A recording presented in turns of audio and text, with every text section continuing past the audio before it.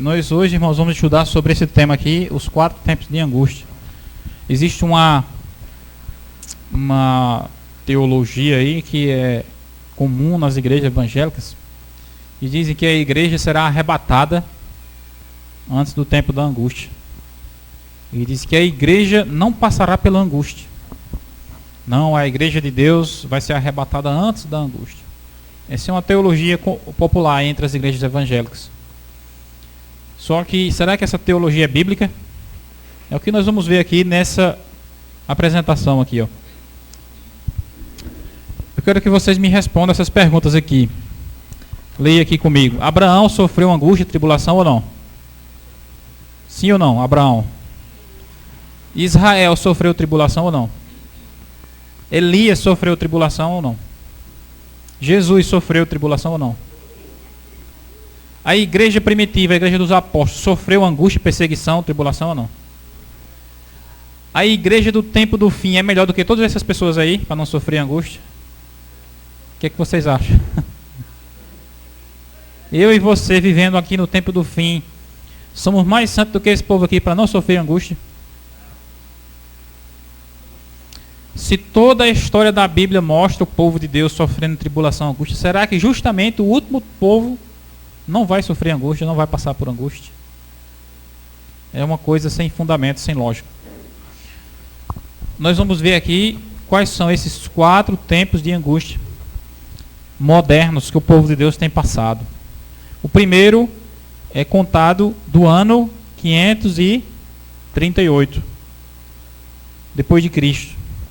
Nesse ano foi promulgado o Edito de Justiniano. O que é isso?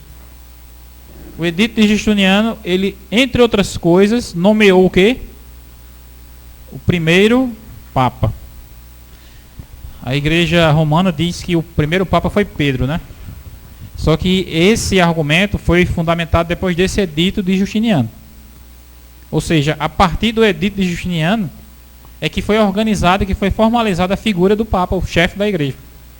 Antes disso não havia.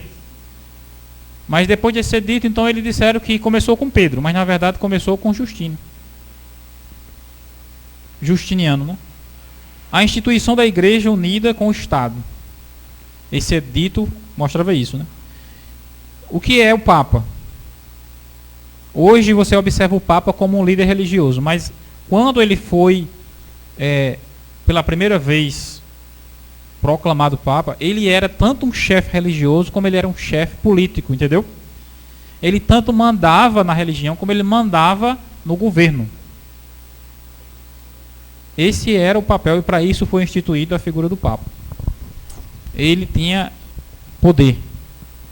Inclusive no livro Grande Conflito há registro, né, que muitos reis iam lá se ajoelhar aos pés do Papa, pedindo clemência, misericórdia. Diz que muitas vezes o Papa fechava a porta e deixava o rei dormindo lá no gelo, no frio, vários dias. Hoje em dia você observa que muitos reis, muitos governantes, muitos presidentes vão lá e beijam os pés do Papa, não é isso? Só que o poder do Papa hoje está bastante limitado. E esse poder foi quebrado com a prisão do Papa em 1798. Como a gente vai ver aqui, né? Napoleão Bonaparte mandou prender o Papa. Determinou ao seu general chamado Berthier prendesse o Papa. Foi lá e prendeu, e o Papa botou o Papa na prisão. Foi depois disso que o Papa perdeu esse poder político, entendeu? Esse poder de mandar, de determinar coisas na área do governo. Mas ele continuou detendo o poder religioso, entendeu? Poder religioso. Não sei se vocês viram lá na Bíblia, tem uma passagem que diz assim: uma besta que tem 2 chifres. Diz que ela parece cordeiro, mas fala como dragão. Os poderes, irmãos, no mundo são esses, né? Religião e política, religião e Estado. E Deus, ele sempre fez com que esses poderes na história estivessem separados. Toda vez que esses poderes se uniram, o resultado foi o quê? Perseguição à igreja de Deus. Entendeu? Enquanto a religião estava separada do Estado, o povo de Deus, por exemplo, hoje nós vivemos uma separação. de política e religião. E você observa o quê? Grande liberdade que as igrejas têm, entendeu? A igreja adventista prega, a igreja dos mormons prega, a igreja batista prega, a igreja universal prega, os espíritas pregam, o candomblé prega. Isso significa o quê? Separação igreja e Estado. Enquanto existir essa separação, existe liberdade. Agora, quando a religião se une com o Estado, o resultado é que eles vão tentar impor uma única religião, um único pensamento. E essa tribulação aqui, de 538 até 1798, como vocês estão vendo aí, ela foi marcada pela união entre a igreja e o Estado. O Papa que foi preso por Napoleão foi o Papa Pio VI. Isso ocorreu em 1798. O general Berthier foi lá e prendeu ele. Aqui está descrito o gráfico que marcou esse tempo de angústia, né? 538 até 1798. Foi o período em que o Papa teve supremacia, onde a igreja estava unida com o Estado e onde o povo de Deus era perseguido. O que era que ocorria nessa época? Ocorria o quê? Venda de indulgências.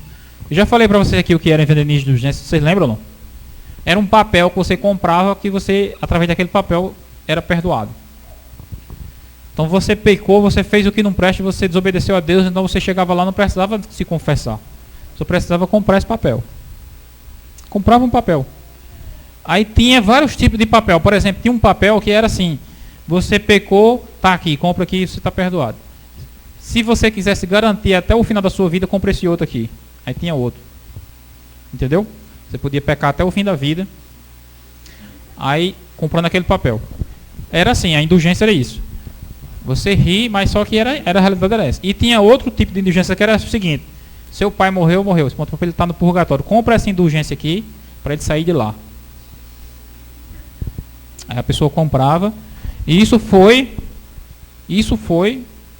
feito durante esse período em que teve a supremacia papal. Durante 1260 anos. Venda de indulgências. Proibição de ler a Bíblia em idiomas comuns. A Bíblia só estava disponível para os padres e a missa ela só era lida em latim. Então o povo não entendia. Se alguém quisesse ler a Bíblia, não tinha acessível. Não estava ao alcance. Era proibido. Condenação dos fiéis hereges na fogueira, ou seja, se você insistisse em querer descobrir o que a palavra de Deus dizia, em seguir o que Deus dizia, então você era condenado à fogueira. Existia um monopólio da fé, só ele que falava, só ele que mandava, só ele que interpretava a Bíblia e só ele que deveria ser obedecido. E havia um paganismo revestido de cristandade. O que é isso? É as práticas pagãs de adoração de imagens, adoração de relíquias, tudo aquilo revestido o quê? De religião, como se fosse religião verdadeira. Havia o dia de Todos os Santos, que era o dia 1º de novembro. Na igreja, as pessoas traziam de todo canto, vinha gente de todo canto, né? Aí as pessoas traziam ali relíquias. Tinha um cara lá que trazia lá o dente de São Pedro, aí pegava o dente e botava lá em cima do altar. Aí as pessoas iam, eu falei isso aqui para vocês, uma pregação sobre Lutero, né? Aí teve umas que acharam a dentadura de Jesus, ele tinha 48 dentes. E tanto dente que acharam. Tinha uma mulher lá que veio com um vidrinho assim, ó, com 3 gotas do leite do seio de Maria. E levava para a igreja no dia de Todos os Santos. Para quê? Para que ele dizia assim, as pessoas que vissem aquilo, que tocassem naquilo, automaticamente eram absolvidas, perdoadas. Eram abençoadas. Isso é o quê? Paganismo. Aí tem outro que trouxe lá um pedaço de madeira. Esse aqui é um pedaço da cruz. Eu trouxe de Jerusalém. Aí trazia e botava lá. Era cheio a igreja dessas coisas. Cheio. Esse tipo de coisa. Pedaço de roupa, pedaço de dente, pedaço de prego. O prego que pregou a mão de Cristo. Aí traziam e mostravam ali. Sem ser, entendeu? Eles traziam dizendo que era sem ser, para alimentar o quê? A superstição na mente das pessoas. essa ideologia aí das relíquias é comum até hoje, como o Genil está falando aí, né? As pessoas continuam trazendo peças de cruz lá de Israel, água do Rio Jordão, pedra do deserto da Jordânia, relíquia do Padre Cícero. Em todo canto as pessoas elas se apegam, né, a essa superstição. Era o que havia nesse período aqui, ó. Por isso que ele foi chamado o tempo da primeira angústia, né, que a gente está estudando aqui, moderna. E Lutero então combateu aquilo. Lutero ele combateu aquilo porque ele estudou a Bíblia.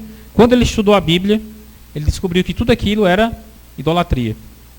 Tudo aquilo era falso. Foi o que Lutero fez. Um dia antes do 1º de novembro é o dia 31 de outubro.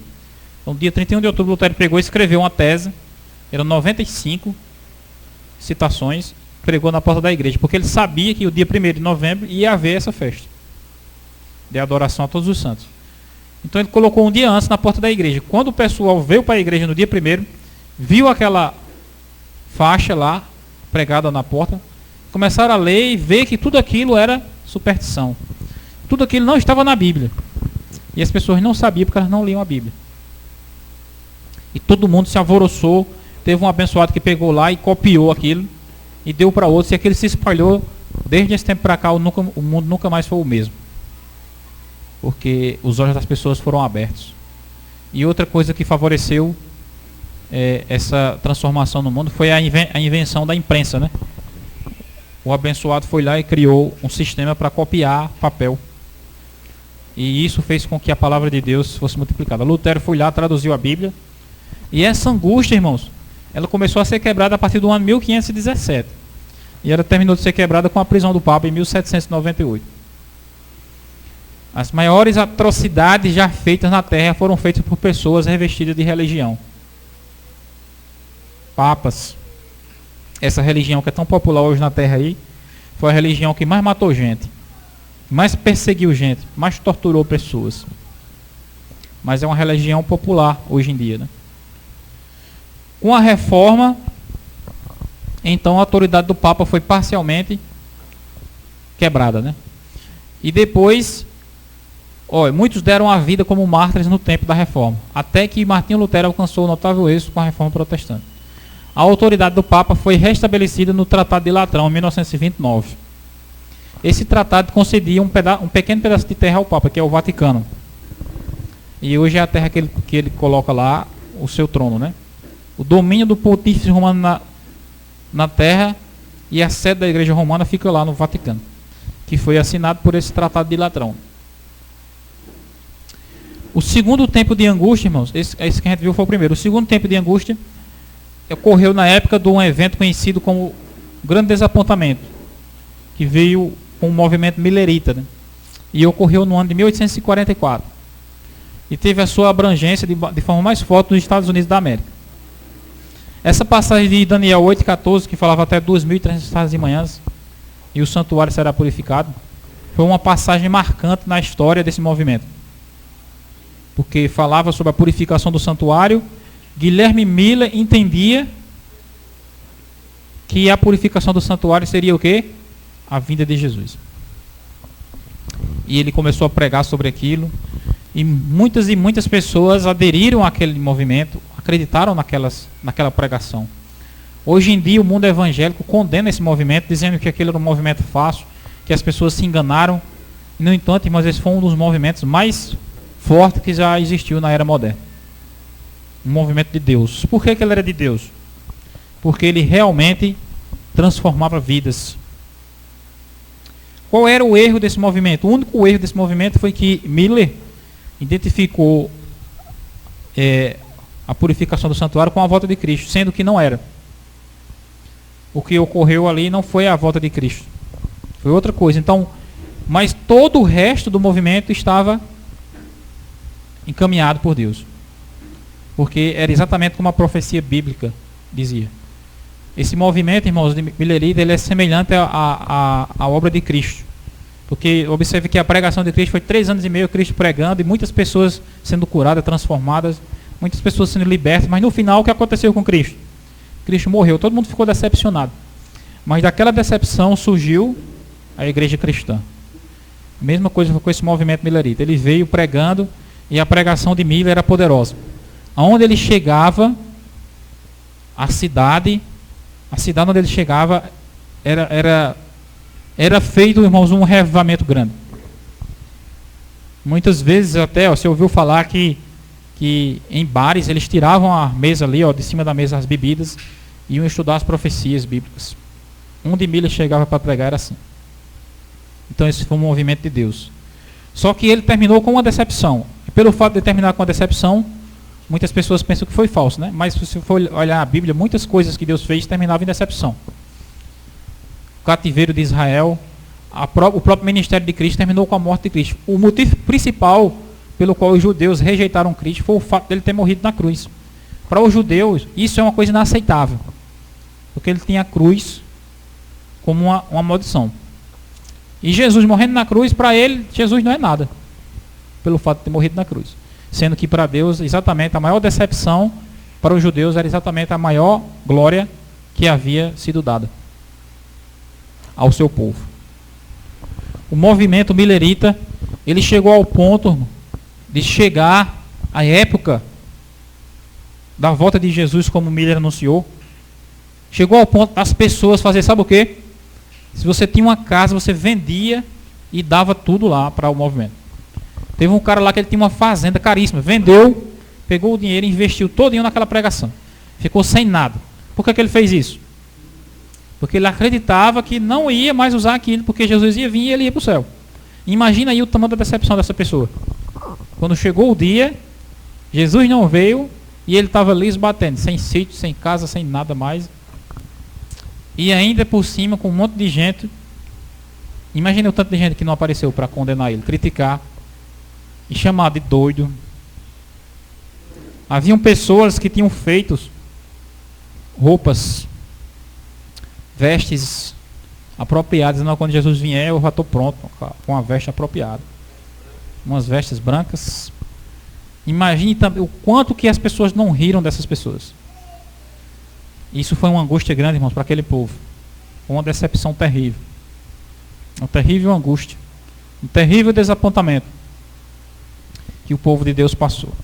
Pessoas sinceras, pessoas que buscavam a Deus. São pessoas mal vistas no mundo hoje, porque cometeram um equívoco. Só que muito mais equívoco é cometido hoje no mundo. E as pessoas acham que estão certas seguindo os equívocos que elas estão seguindo, como eu já mostrei a vocês aqui. Miller errou por 1%, mas estava mais de 90% certo. Hoje em dia o mundo evangélico está acertando 1% e está mais de 90% errado. Aqui, eu vou mostrar a vocês aqui, o grupo que passou por essa decepção do desapontamento era formado por pessoas de várias igrejas, várias denominações evangélicas dos Estados Unidos. A partir daí, quando houve esse desapontamento, o grupo se dividiu em 4. Primeiro, decidiu voltar para onde? Para as antigas igrejas de onde eles saíram, confessando que estavam em erro. O segundo, abandonou completamente qualquer tipo de fé. Perdeu totalmente a confiança na religião, indo para o mundo. Ficaram tão decepcionados, a gente não quer saber mais disso. O terceiro, continuou o quê? Marcando datas. Não foi nessa data, vai ser na próxima. Aí passaram tempos e tempos se decepcionando. E o quarto grupo decidiu fazer o quê? Estudar mais a Bíblia e descobrir onde estava o erro. E descobriram no livro de Hebreus uma menção acerca do santuário celestial. Perceberam que em Daniel também tinha uma citação lá que ligava o santuário celestial, o ancião de dias, o filho do homem. E eles entenderam que aquela profecia se referia a isso e não à volta de Jesus literal. E foi desse grupo que surgiu então a igreja adventista. Entendeu? A partir daí. É importante isso daí que eu estou falando. As pessoas dizem que os adventistas eram esse povo aí, né? Que marcaram a data de Jesus e Jesus não veio. Que Ellen White marcou a data de Jesus e não veio. Como vocês estão vendo aqui a história, eu estou mostrando para vocês, não foi assim. Era o movimento milerita que havia nessa época. E que o movimento milerita culminou com esse desapontamento. E que desse desapontamento surgiram esses 4 grupos. E que esse grupo aqui, que surgiu depois do desapontamento, foi que deu origem à igreja adventista. Ou seja, não tem nada a ver com aquilo ali. A igreja adventista surgiu depois. Uma vez um batista disse isso para mim. Disse, não, porque a igreja de vocês marcou a data da volta de Jesus. Aí eu disse a ele, rapaz, foi exatamente o contrário. Foi um batista que marcou a data da volta de Jesus. E você não está sabendo, porque Guilherme Miller era batista. E ele é tão desinformado que achava que tinha sido adventista, né? Guilherme Miller era batista. E ele continuou sendo batista, não se tornou adventista. O terceiro tempo de angústia aqui, ó. Terceiro tempo de angústia será um evento futuro que está prefigurado em Apocalipse 13. Que fala de quê? Da marca da besta. O que é a marca da besta? A todos, pequenos e grandes, ricos e pobres, livres e escravos, faz que lhe seja dada certa marca sobre a mão ou sobre a fronte.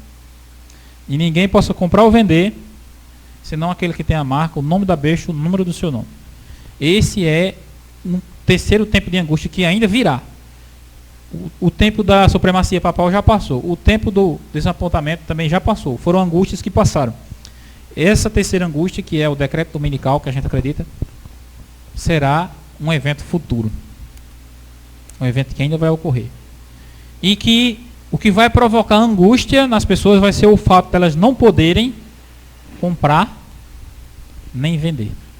Você já alguma vez já parou para pensar o que significa isso, você não poder comprar nem vender? Eu nunca imaginei, porque eu nunca vi isso ocorrendo em nenhum tempo na história. Eu nunca vi falar sobre isso, alguma coisa, alguma lei que proibisse alguém de comprar e vender. Que eu saiba, é a primeira vez que vai surgir uma lei proibindo as pessoas de comprar e vender. Porque existiam leis proibindo as pessoas de ler a Bíblia, proibindo de ir à igreja, mas proibindo de comprar e vender, realmente é uma lei diferente. E você pensa, você seria capaz de resistir a uma lei dessa? De uma pessoa chegar, ó, Alda, se você continuar indo nessa igreja aí que você está indo, você não pode mais comprar nem vender. Você ia continuar na igreja? Todos vocês continuariam na igreja aqui, o que é que vocês acham? Nem pode comprar nem vender. É exatamente isso. Essa é a pergunta. Como é que alguém pode viver sem comprar e vender? Existe uma maneira, qual é?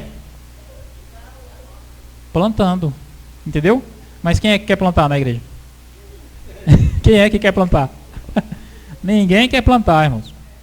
Por isso é que essa daqui vai ser o quê? Uma grande angústia. Por quê? Porque você vai querer servir a Deus, querer ir para a igreja, mas você não vai poder comprar nem vender, então você vai ficar uma angústia grande. Meu Deus, eu quero servir a Deus, mas eu não posso porque eu tenho que comprar. Eu preciso fazer a feira, eu preciso negociar, eu preciso vender algo que eu tenho. E vai ser um desespero grande, irmãos, dentro do povo de Deus. Não vai ser do mundo, não. O mundo já vai estar lá, entendeu?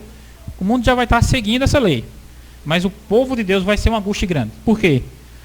Na Bíblia, Jesus disse, olha, vocês quando virem essas coisas acontecendo, saiam das cidades. Jesus falou isso.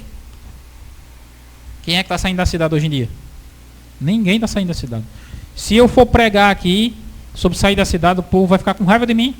Todo canto que eu chego para pregar, o povo fica com raiva. Diz, não, isso aí é loucura, tá doido. Eles dizem isso, né? Mas imagina aí, quando chegar esse tempo aqui, irmãos, quem é que vai escapar? É quem está na cidade ou quem está no sítio? Se você nunca foi para o sítio, como é que você vai escapar? Aí as pessoas pensam assim, não, eu vou sair, eu vou para o sítio quando sair essa lei aí. Eu pergunto a você, hoje, se você fosse sair hoje para o sítio, seria fácil ou difícil? Hoje. Não, mas hoje, você quer ir para o sítio. O que é mais fácil, é ficar na cidade ou ir para o sítio? E nesse tempo aqui, será mais fácil ou mais difícil ainda? Se hoje ninguém já quer ir, imagine nesse tempo aqui, quem é que vai? Se hoje já é difícil, a terra já não produz. As pessoas pensam assim, não, mas Deus vai cuidar de mim, Deus vai cuidar de mim, Deus vai cuidar de mim, Deus vai cuidar de mim. Deus cuida de mim na cidade, Deus cuida de mim no sítio, Deus cuida de mim. Esse é o mesmo pensamento, sabe de quem? Do povo de Deus que foi destruído em Babilônia. Jeremias chegou para ele e disse, olha, vocês estão em pecado, vocês estão desobedecendo às leis de Deus, vocês não estão seguindo a vontade de Deus. Aí o povo dizia assim, não, nós estamos no templo de Deus, nós somos o povo de Deus, Deus nunca vai permitir que isso aconteça com a gente. O que aconteceu? Nabucodonosor invadiu, destruiu tudo, queimou tudo. Os que tinha de matar, ele matou. Os que ele não matou, ele saiu arrastando para a Babilônia. E as pessoas dizem, não, mas a gente é povo de Deus, Deus está cuidando da gente, tal, aí o cuidado dele. Está vendo? Por quê? Porque vocês não estão seguindo as ordens de Deus. As pessoas dizem, não, mas para seguir as ordens de Deus é muito difícil. Pois é muito mais difícil isso aí. Ó. Ser proibido de comprar e vender. Irmãos, o desafio para o povo de Deus é esse. É esse. Seguir o que a palavra de Deus diz. Se é fácil ou difícil, aí você que vê. O que eu quero dizer a verdade a vocês é o seguinte. O mundo nunca conheceu paz. Nós estamos vivendo uma aparência de paz passageira. Quando você vai estudar a história, você vai ver. Aconteceram 2 grandes guerras, que as pessoas morriam aos milhões. E você acha que daqui para o final, essa paz que a gente vive vai continuar? Isso é engano. Haverá uma angústia terrível, que começará com o decreto dominical. E as pessoas que não se prepararam, que não saíram das cidades, elas vão sentir essa angústia mais pesada ainda. Jeremias, ele diz para o povo assim, ó, vocês foram condenados, Deus não está com vocês, vocês vão para a Babilônia. Se vocês aceitarem o jugo da Babilônia, será mais fácil.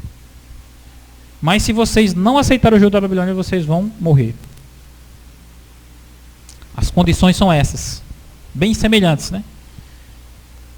O mundo está caminhando para o fim. Se você não quiser sofrer essa lei de comprar e vender, saia da cidade, vá para o sítio. Aprenda a plantar, aprenda a viver da terra. Se você acha que isso é difícil, então espere para ver quando essa lei foi implantada aqui. Essa será a terceira angústia, o terceiro tempo de angústia, né? É também chamado tempo de angústia prévio ou pequeno tempo de angústia. Ele inicia com o decreto dominical e ele vai até o fechamento da porta da graça, que é o período em que Jesus sai do santuário. E esse fechamento da porta da graça, então, dá início às 7 pragas. Aí é que vai ser a pior angústia de todas, que é a quarta angústia. Quarto tempo de angústia. Após o fechamento da porta da graça, Satanás obtém o controle completo da humanidade.